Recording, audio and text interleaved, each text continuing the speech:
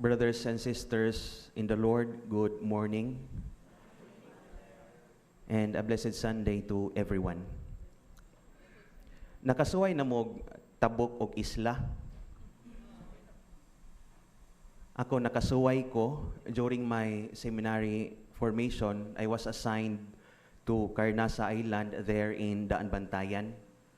And the boat ride will take you 3 to 4 hours of sail. Ilabi na kung dagko ang balod, dugay gyud kang maabot. Kaingon ko mura mo sa ning syudad, no? Dugay kaayo taas. One time, together with other seminarians, walay bagyo, pero dagko gyud kaayong balod. That was my first time to experience such big waves in my entire life.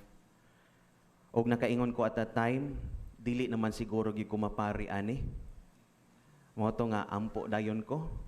Lord, papari asay in town ko. Ug salamat sa Ginoo, no, napari gyud in town.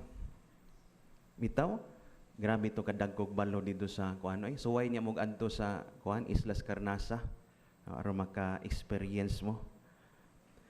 My dear friends, that is exactly what happens when we are in the middle of a storm. We panic, we lose focus, and sometimes we even question our calling.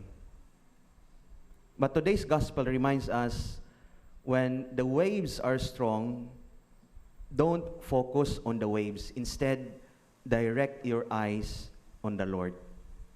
Because the one who walks on the water is also the one who can carry us through the storm.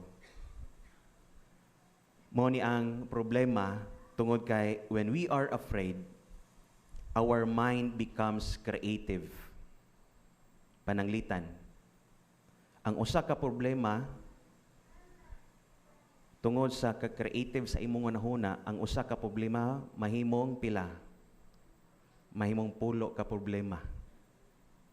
Tinuod ang gamay nga problema mahimong dako.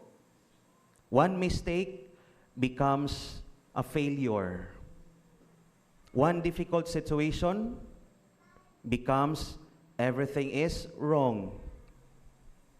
Sometimes, my dear friends, the storm outside is real, tinuod, but within us, fear can make the storm bigger. That is why today's gospel gives us these lessons. First, recognize Jesus. Ilho nato ang presensya sa Ginoo. Second, once we recognize Jesus, direct your eyes on Him. I-focus, kung makaila na kas Ginoo, i-focus dayon ang imong mga mata ngadto niya. And third, teach your mind the truth about Jesus. Tudloi or korehie ang imong unahuna sa insakto ug maayo. First, recognize Jesus. The disciples were in the boat when they saw Jesus walking on the water, but they did not recognize Him immediately. They were afraid and thought that He was a ghost. Naa na ang Ginoo, pero ang ilang pag-ilang niya murag ungo. Why? Because doubt and fear come first and prevented them from recognizing Him. In other words, fear makes them blind. Ang kahadlok nakapabuta nila. The same is true in our life. Jesus is already present in our lives. Pero tungod sa worry, disappointments, kakapoy, and fear nato, we immediately say, Lord, asa ka? Natulog ka? Di ba na may kanta nga, natutulog ba ang Diyos? No? Kay mo man atong tan-aw sa Ginoo, sige lang katog. Nakita ra ba'y sige katog? Tinuod Diba? Tinuod na eh. Perhaps Jesus already there. Wala lang yun mabantay. Jesus could be present through a person who helps you or sa usa ka higala nga naminaw o nagdasig kanunay nimo. Or even in a family member nga who keeps on loving you bisag unsa ka kabadlungon. And even in our problem that teach you to be strong, trustful, and be patient. Mao ni ang pangutana. Do I recognize today the Lord even in the middle of my life storm? Naamantay tagsa-tagsa nga mga storm sa kinabuhi. But the question is, do I recognize Jesus? Because remember, my dear friends, if your sea of life is difficult, don't forget that your lifeguard walks on water. Usbo nako ha? If your sea of life is difficult, don't forget that your lifeguard walks on water. Second, direct your eyes on the Lord, not on the load. Peter steps out of the boat og nilakaw siya padulong sa Ginoo. Nakalakaw tuod, pero sa makadiyot ra. But when he looks at the wind and the waves, he becomes afraid, then begins to sink. Unsay nausab? Ang kusog nga hangin, ang bagyo, wala mausab. But Peter changed his focus. At first, his eyes were on Jesus. Then his eyes moved towards the waves. And when his eyes moved away from the Lord, fear took over the place. Naguna or midako ang iyahang kahadlok. Mipuli sa iyahang pagtuo. Brothers and sisters, kung unsa gani ang permi natong tan-awon og tutukan, maogyud na ang atong sundon og tuhuan. Kung unsay ato ang perming tan-awon og tuhuan, maogyud na ato ang sundon og tuhuan. Kung fokusan nato ang problema nga wala tay kwarta, puno gyud tas kabalaka. Kung mo focus tas problema, mawad-an gyud ta gana. Kung mo focus po ta sa unsay isultis mga tao, mawad-an gyud ta kalinaw. Tinuod eh. Tinuod na no? Kay kasagara ba nato atong paminawon unsay isultis mga tao. Mao na conscious ka ita unsay isultis mga tao.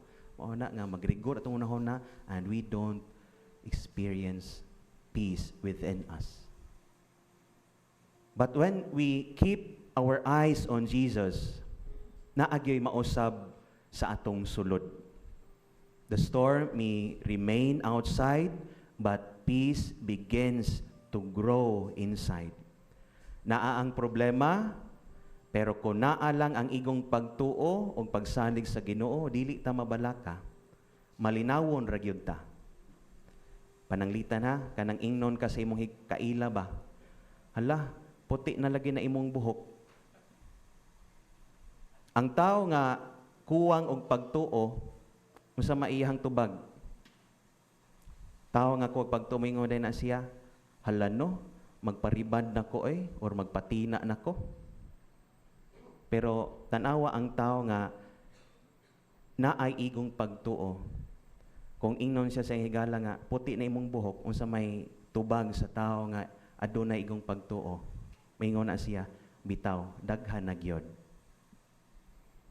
Di ba? Wala mabalaka. Malinawon ra. Okay.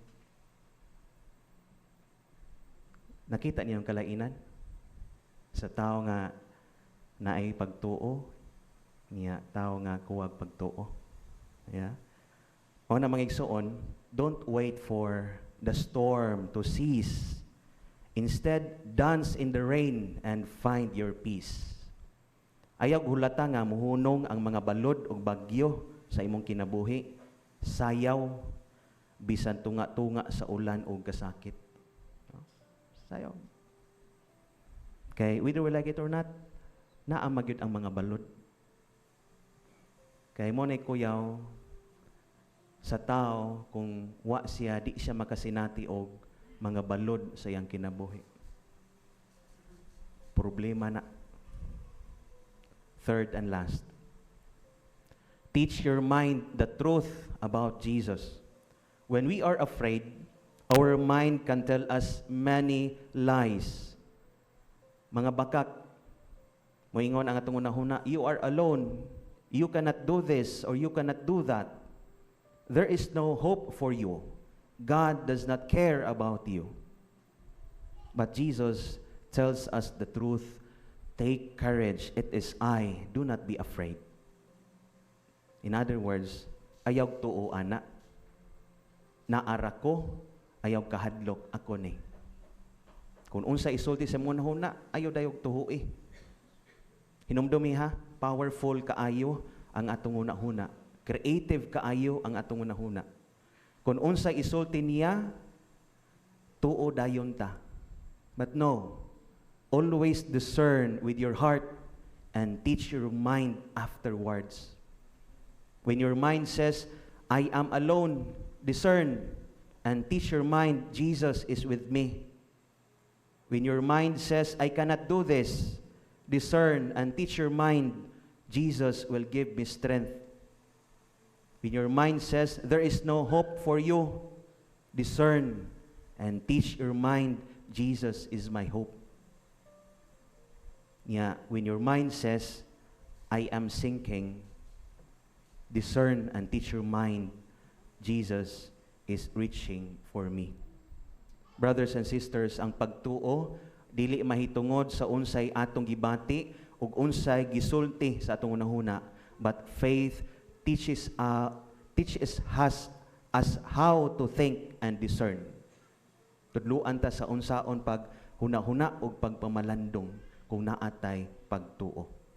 So remember these three words: recognize, direct, and remember.